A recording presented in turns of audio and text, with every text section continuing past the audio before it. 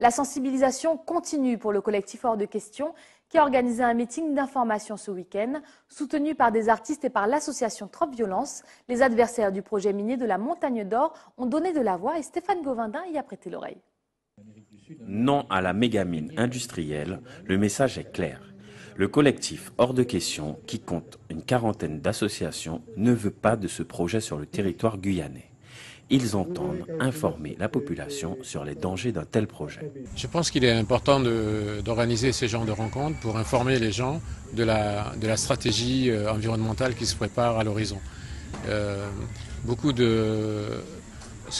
Cette zone se présente pas très loin des populations de Saint-Laurent-du-Maroni. Et je pense que tout le côté environnemental, la biodiversité, tout le biotope va être complètement détruit. Dans les rangs de Hors de Question, on peut compter des personnalités telles que Olivier Goudet, Richard Joigny et Claire Albanesi, qui s'opposent farouchement à cette mégamine industrielle. Développer l'agriculture, développer l'industrie agroalimentaire.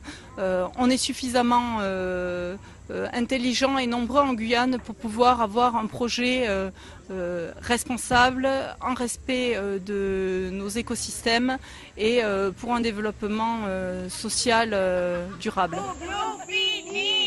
Pour les membres du collectif, il existe d'autres alternatives au développement économique de la Guyane. L'Uruguay, qui est un pays qui est un véritable laboratoire social, qui a élu le charismatique Pepe Mujica et qui a banni l'industrie minière, est le pays le plus riche par habitant d'Amérique du Sud. C'est cette voie-là que la Guyane, la seule forêt tropicale de la riche Europe, doit prendre et non pas, comme tous nos frères africains, se faire berner par les sirènes des multinationales aurifères.